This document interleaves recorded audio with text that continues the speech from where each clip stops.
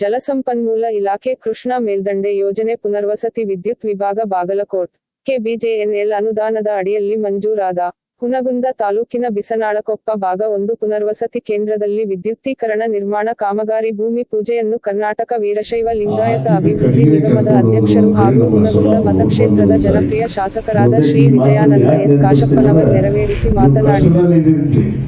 ಯಾಕಂದ್ರೆ ಕರೆಂಟ್ ಇಲ್ಲಾರ್ದ ಜೀವನ ಮಾಡೋದು ಬಹಳ ಕಷ್ಟ.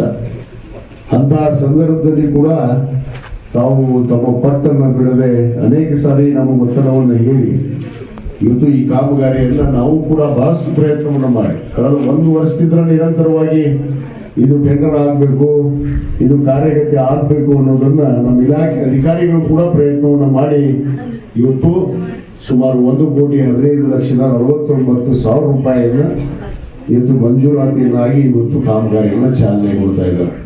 ನಮ್ಮ ಮುರುಗೇಶ್ ಪಾಟೀಲ್ ಅಂತ ಅಭಿಯಂತರರು ಕೂಡ ಇವತ್ತು ಇಲ್ಲಿ ಕಾಮಗಾರಿಯನ್ನ ಇವತ್ತು ಪ್ರಾರಂಭ ಮಾಡ್ತಾರೆ. ನಾನು ಈ ಸಂದರ್ಭದಲ್ಲಿ ನಮ್ಮ ಎಲ್ಲ ಗುರು ಹಿರಿಯರಿಗೆ, ತಾಯಿಯರಿಗೆ, ಯುವಕರಿಗೆ ವಿನಂತಿ ಮಾಡ್ಕೊಳ್ಳೋದಿಷ್ಟೇ, ಅವೆಲ್ಲ ಸಹಕಾರಾತ್ಮಕವಾಗಿ 9 ತಿಂಗಳ ಅವಧಿಯಲ್ಲಿ ಅವರು ಮುಗಿಸ್ತಾರೆ. ಬಹುತೇಕ ಅದರ ಪೂರ್ವದಲ್ಲೇ ನಿಮಗೆ ವಿದ್ಯುತ್ ಅನ್ನ ಒದಗಿಸುವಂತ ಕೆಲಸ ಮೇನ್ ಲೈನ್ ನಿಂದ ಒಂದು ಸರಿ ಕರೆಂಟ್ ಊರಾಗ್ತಂದ್ರೆ ನೀವು ಒದಗಿಸುವಂತ ಕೆಲಸ ಖಂಡಿತವಾಗಿ ಮಾಡ್ತಾರೆ. ಅದಕ್ಕೆ ಅವೆಲ್ಲ ಸಹಕಾರವನ್ನ ಕೊಟ್ಟು ಈ ಕಾಮಗಾರಿಗೆ ಇವತ್ತು ಬೇಗ ಅವಧಿ ಪೂರ್ವದಲ್ಲೇ ಈ ಯೋಜನೆ ಆಗುವಂತೆ ತಾವು ಸಹಕಾರವನ್ನು ಕೊಡಬೇಕು ಅನ್ನೋ ಮಾತನ್ನು ಯಾಕಂದ್ರೆ ನಿಮ್ಮ ಸಹಕಾರ ಇಲ್ಲಾರ್ದೆ ಕಾಮಗಾರಿ ಮಾಡೋದಕ್ಕೆ ಆಗೋದಿಲ್ಲ. ಯಾವುದೇ ತಕರಾರು ಇರಲಾರ್ದೆ ಸುಲಭವಾಗಿ ಅವರ ಕಾಮಗಾರಿಯನ್ನ ಮಾಡೋದಕ್ಕೆ ತಾವೆಲ್ಲ ಅನುಕೂಲ ಮಾಡಿಕೊಡಬೇಕು. ಆ ನಿಟ್ಟಿನಲ್ಲಿ ನಮ್ಮ ಇಲಾಖೆಯವರು ಕೂಡ ಅತಿ ಹೆಚ್ಚಿನ ಲಕ್ಷ್ಯವನ್ನು ವಹಿಸಿ ಗುಣಮಟ್ಟದ ಕಾಮಗಾರಿಯನ್ನು ಮಾಡೋದಕ್ಕೆ ಕೂಡ ಅವರು ಪ್ರಯತ್ನವನ್ನ ಪಡ್ತಾರೆ ಅನ್ನೋ ಮಾತನ್ನು ಕೂಡ ಈ ಸಂದರ್ಭದಲ್ಲಿ ಹೇಳಿ, ಇವತ್ತೇನು ಬಿಸನಾಳಕೊಪ್ಪದ ಪುನರ್ವಸತಿ ಕೇಂದ್ರ ಬಹುತೇಕ ನೀವು 2009ರಿಂದ ರಸ್ತೆ ಮೇಲೆ ಸಡ್ ಹಾಕೊಂಡು ಜೀವನವನ್ನು ಸಾಗಿಸಿದ್ವಿ. ಅದು ಕೂಡ ನಾನು ನೋಡಿದ ಘಟನೆಗಳದಾವ. ಯಾಕಂದ್ರೆ 2009ರಲ್ಲೇ ಇವತ್ತು ತಾವು ಪುನರ್ವಸತಿ ಆಗಬೇಕು ಅನ್ನೋದನ್ನ ಬಹಳಷ್ಟು ಹಣವನ್ನ ಮಾಡಿಕೊಂಡು ತಾವು ಕೂತಿದ್ವಿ.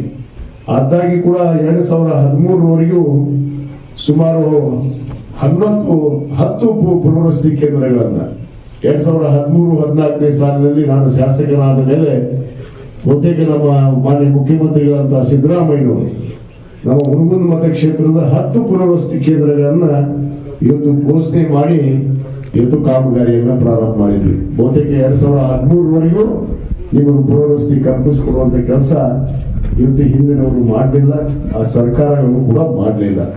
ಆದ್ರೆ ಇವತ್ತವರೆಗೂ ಏನಾದ್ರೂ ಕಾರ್ಯಗತಿ ಬಿಸನಾಳಕೊಪ್ಪದಲ್ಲಿ 1ನೇ ಭಾಗದಲ್ಲಿ ಆಗಿರ್ಬೋದು, 2ನೇ ಭಾಗದಲ್ಲಿ ಆಗಿರ್ಬೋದು, ಕಬ್ಬದತ್ತ ಆಗಿರ್ಬೋದು, ಅಡಿವಾಳ ಆಗಿರ್ಬೋದು, ಅಭಿಪ್ರಾಯದಂತೆ ಈ ಒಂದು ಜಾಗದಲ್ಲೇ ಆಗಬೇಕು ಅಂತ ಹೇಳಿ ತಮ್ಮೆಲ್ಲರ ಕನಸಿನಂತೆ ಇವತ್ತು ಈ ಒಂದು ಪುನರ್ವಸತಿ ಕೇಂದ್ರವನ್ನು ಕೂಡ ಇವತ್ತು ಮಾಡಿದೀವಿ ಅನ್ನೋ ಮಾತನ್ನು ಕೂಡ ಈ ಸಂದರ್ಭದಲ್ಲಿ ತಮಗೆಲ್ಲ ಜ್ಞಾಪಿಸಿ, ಇವತ್ತೇನೇನು ತಮ್ಮ ಬೇಡಿಕೆಗಳದಾವ ಬಹುತೇಕ ಎಲ್ಲ ಬೇಡಿಕೆಗಳು ಕೂಡ ಈ 7,10,00,000 ರೂಪಾಯಿದಲ್ಲಿ ಇವತ್ತು ಯೋಜನೆಗಳನ್ನ ತೆಗೆದುಕೊಳ್ಳುವಂತ ಕೆಲಸ ಮಾಡ್ತೀವಿ ಅನ್ನೋ ಒಂದು ಮಾತನ್ನು ಕೂಡ ಹೇಳಿ, ಈ ಒಂದು ಕಾಮಗಾರಿಯನ್ನ ತೀವ್ರಗತಿಯಲ್ಲಿ ನಮ್ಮ ಏನು ಗುತ್ತಿಗೆದಾರರಿಗೆ ಕೂಡ ಅವ್ರಿಗೆ ನಾನು ವಿಳಂಬ ಮಾಡದೆ ಅವಧಿ ಪೂರ್ಣದಲ್ಲೇ ನಮ್ಮ ಇಲಾಖೆಯವರು ಮತ್ತು ಗುತ್ತಿಗೆದಾರರು ಇದನ್ನ ಮುಗಿಸ್ಕೊಡ್ಬೇಕು ಅನ್ನೋ ಮಾತನ್ನು ಕೂಡ ನಾನು ಹೇಳಕ್ಕೆ ಇಚ್ಛೆ ಪಡ್ತೇನೆ. ಯಾಕಂದ್ರೆ ಈಗಾಗಲೇ ತಾವು ಸುಮಾರು 2 ವರ್ಷದಿಂದ ವಿದ್ಯುತ್ ಇಲ್ಲಾರ್ದೆ ತಾವಿಲ್ಲಿ ಜೀವನವನ್ನು ಸಾಗಿಸಿದ್ರಿ.